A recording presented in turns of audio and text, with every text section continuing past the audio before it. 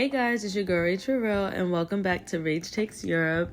As you can see, I left London, but I got so much from London, I'll definitely be going back. Now it's time for our cruise, which I was so excited for. This is where we were gonna hit most of the stops on this Europe tour. But first, let me just show you what the cruise ship looked like. So this was the Serenity deck. That's where you had all your peaceful times, peaceful moments away from the big crowd, right? I'll keep it real with you guys. This cruise was different than any Carnival cruise I've ever done because it attracted an older crowd. I think because it left out of Europe, it was a little bit more expensive than other cruises that I've been on, which I think affected the age range of the people who could afford to leave out of Europe. So that's just setting your expectations for what I'm going to show you of the cruise life. But I still had a great time. I just sort of adapted to my environment and kind of changed my expectations. But let me show you guys this ship because it was really beautiful. So this was the gym, and I was shook when I walked in here. It was so modern and like up to date, and it was big. I didn't expect it to be this big. Sometimes you expect that there'll be like a little room with a couple treadmills, but this was like state of the art. So here's one of the days that I got in there, and it's just nice to work out on vacation and kind of keep your routine a little bit. So that was super nice. And then I got myself ready and I just spent a very relaxing day. I went and got some pizza, got a little side salad, and I went out to the Serenity deck just to take in the views, and look how gorgeous this was. Next, I went and got a pedicure at the spa, and I've never done this before, but I thought it would be really nice just to do it, you know, with the ocean views and just get a little pedicure and just cater a lot of this vacation towards self-care, you know. So that leads us to the next day. We landed in Copenhagen, Denmark, and I was very excited about this stop. There were many places I wanted to go, and one of them being the Rosenborg Castle. I am fascinated with things like this. I like to see castles and the way royals live, but I understand it's not everybody's taste. I'll just tell you, the garden alone was beautiful enough. I really didn't need to even see the inside. But it was well worth it, just walking through these rooms and looking around, looking at the ceilings. Like, the ceilings were gorgeous. They were truly like pieces of art. So these are kind of some of the things that are really cool to me, is just looking at little tea sets and like chessboards and seeing just like thrones, things of that nature. I think this is why a lot of us watch shows like Bridgerton and Game of Thrones, because it's such a fantasy world. It's just something we can't imagine someone actually living here. But what I found from my research is that no one has actually lived here for a long time. And the castle is just mainly used to store the royal collection. So that's why there's ships and there's different pieces of gold and just different trinkets kind of. And they're just kind of kept in these display cases that you can walk around and see. But I know what I came to see, and that was the jewelry. I like old jewelry and just looking at crowns and just really, really nice gold things. And they were not playing. Like, security was outside toting their guns. They were not playing with anybody who had any wise ideas. But that was the part that was really super fascinating for me. That's the end of my Rosenborg Castle visit. So afterwards, we just kind of toured the city, and Copenhagen is one of the cleanest cities I've ever been to in my life. I don't think I saw a piece of litter on the streets, and it just showed that they really care about their city and keeping it clean. So we walked around until we got to this bakery that I heard about on TikTok, and I was very excited to come. And they usually have this cube croissant I wanted to try, but they didn't have it. So I got this amazing chocolate croissant, and it was 10 out of 10. Do you guys see what I see, how clean this is? Like, it was actually pretty breathtaking. So next we walked over to what Americans call Nijhaven. I know I'm not going to pronounce it right, but it was just fascinating to look at. My overall review of Copenhagen is that it was really beautiful. The people there were very friendly to me. Everyone also was like extremely attractive and model-esque. So that was interesting, but very clean, very nice. So that ended day 4, and then the next day we were in Rostock, Germany. So Germany, I really want to take some time to point out that While there is a dark history that many people associate with Germany, you can tell that they're making active efforts to just sort of repaint that history and change things around. And I really appreciated that. So I'll tell you a little bit more about that. So we went on a tour and we had the funniest tour guide who kept it very real about the history of Germany, the history of Rostock, and how things were presented to the civilians at the time. He enlightened us about how people were misled about political figures and they were told that this was going to be better for Germany. His honesty and vulnerability during the tour made me so open to how Germany has improved. We stayed around this beautiful fountain and there were a lot of little shops, so I bought a scarf from this place, a green one, my favorite color, and I went and bought some soaps and some souvenirs for my sisters and my mom, and then I just went and sat by the fountain, but I will show you guys what I did end up buying.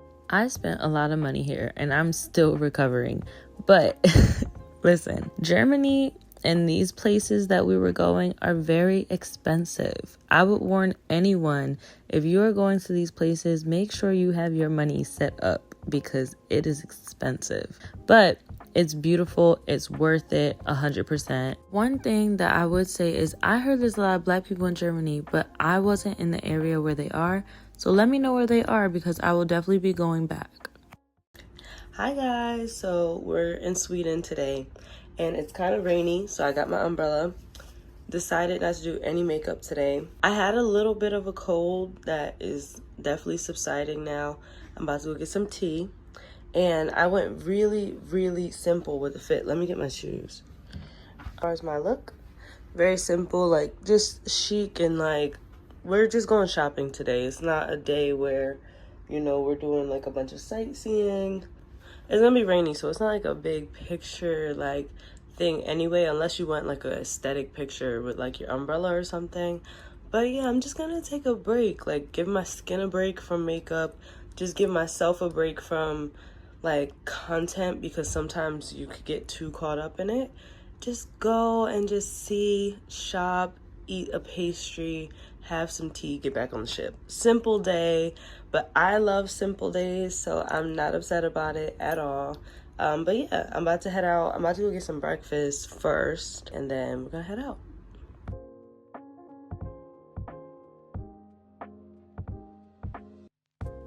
Okay guys, so this was Gothenburg, Sweden, and we went straight to like the central area. We took a shuttle, and this was where the mall was, and basically a bunch of Swedish stores, but also some stores that we know like H&M and Zara. So I went into H&M because there was actually some things that I really needed. I was running out of a few things, and so I just went to kind of stock up.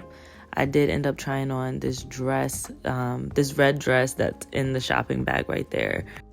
It was really cute in there. I mean, I had a really interesting shopping experience, which I'll get into in a second. But first, let's get into this red dress. It was just perfect. I love how it looked. I love how it fit. And I love the color on my skin. So I went back and got it, yes. But then I went to a few Swedish stores because we're in Sweden, all right? But what I will say is that I did not get the warmest welcome from everyone in all of the stores. Yes. I don't know what it stemmed from, but I quickly shook it off. I went, got myself a smoothie, and then I returned back to H&M to get the red dress with a nice sales associate that was so accommodating and so friendly. Then after that, I went to this crazy store called Normal, which I've never seen before, but it is like 5 and Below on steroids, and you have to walk through the whole maze of the store to get to the cashier. Yes, it's a setup. But that was really my whole experience in Sweden, just shopping. I can't give a rating to Sweden because I don't think it would be fair to rate it just off a few places, but we'll be back. So what you're gonna see here is me. I'm getting ready for the captain's dinner, and yes, there is music on, and that is why I'm bouncing around. For those of you who may not have done a cruise before, the captain's dinner is when you get super dressed up and everyone on the cruise puts on their gowns and their dresses and all of that. And you just have like some nicer choices on the menu. Maybe you might have some lobster, things like that. And it's just nice. It's nice to see everybody get dressed up.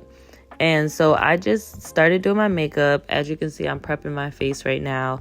I'm not going to go through my whole makeup routine because this isn't really a makeup video, but I'll just show you guys like a little bit of what I did, kind of sped up. And there's something I just wanted to kind of talk to you guys about, because obviously, like I said, when I was in Sweden, I didn't get the warmest reception from everyone.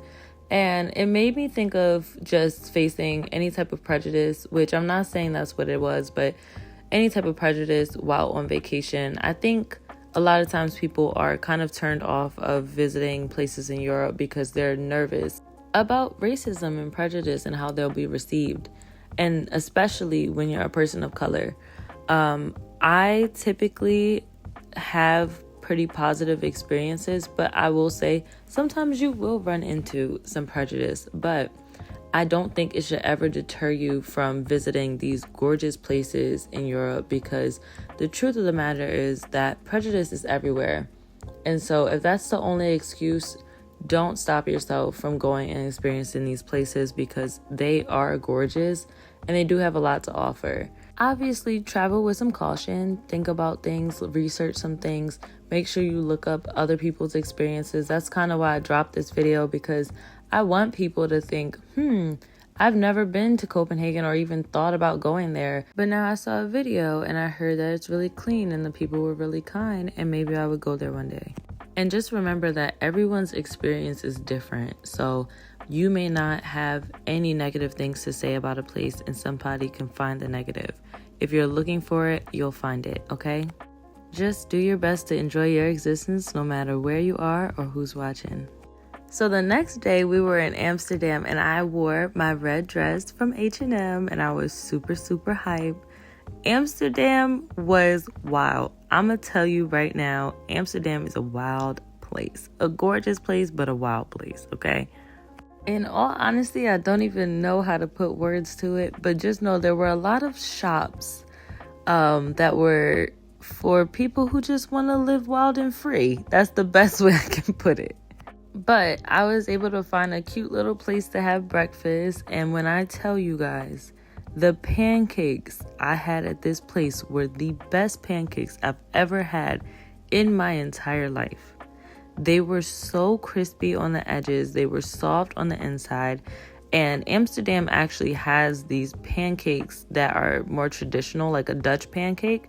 And they're actually flatter than this, but this was their version of American pancake, which in my opinion, they absolutely nailed.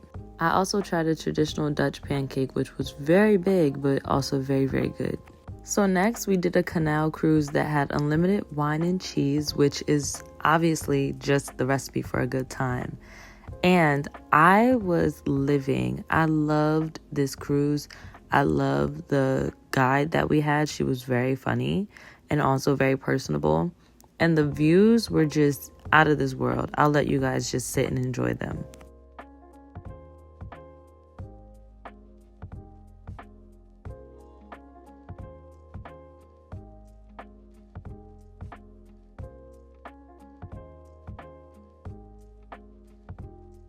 While we were on the canal cruise, we got to see some of the most expensive houses in Amsterdam and also some of the most expensive houseboats. We also saw one of the tiniest houses in Amsterdam. It was extremely narrow. And this tour was only around 25 euros, so it was very, very affordable for the unlimited wine and cheese. And I booked the canal cruise through Viator.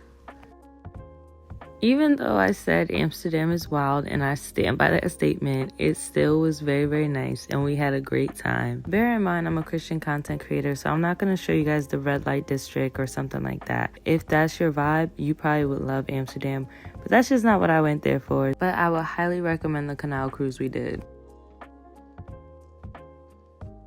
So naturally, it's only right to end this video off with a bang, and that bang is Rotterdam.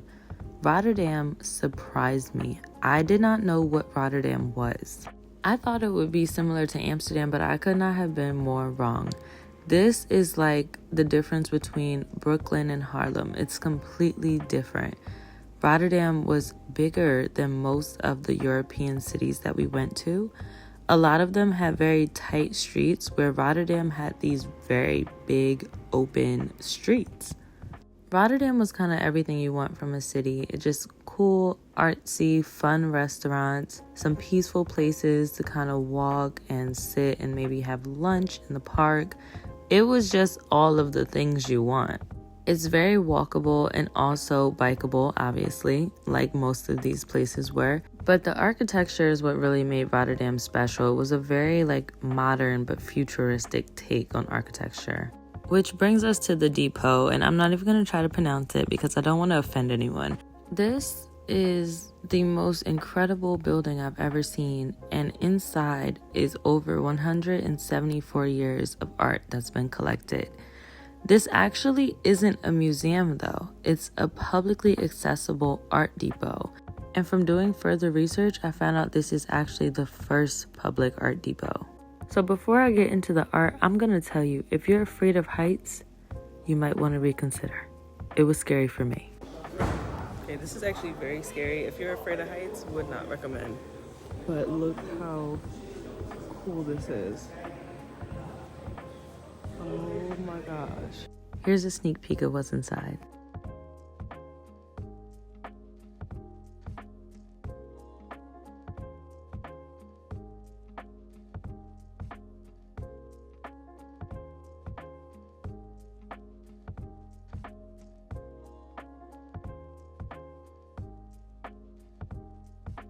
So there was 6 floors, and I was surprised I made it up all of them. The only reason I made it up to one of the highest floors is because I heard there was a Basquiat up there, and he's my favorite artist. But overall, I would say that all of the art that they had was definitely worth the fear of going up the 6 floors.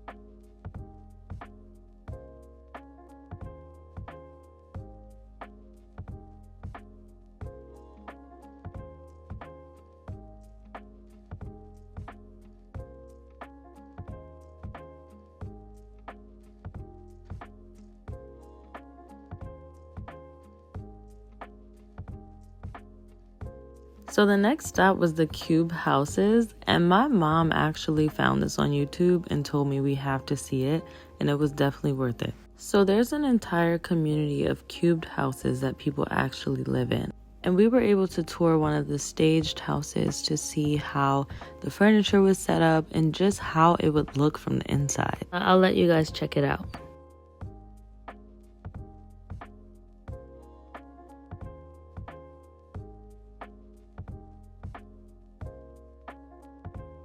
It was actually more spacious than I expected it to be inside, because you would think all the angles would give you really tight spaces.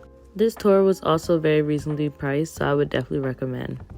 So after leaving the cubed houses, we walked around a bit, and while we were walking, we noticed there were so many Black people in Rotterdam. So for anybody who's watching, and I know that my fan base is largely Black people, people of color, I would highly recommend anyone to Rotterdam, especially if you like architecture and art.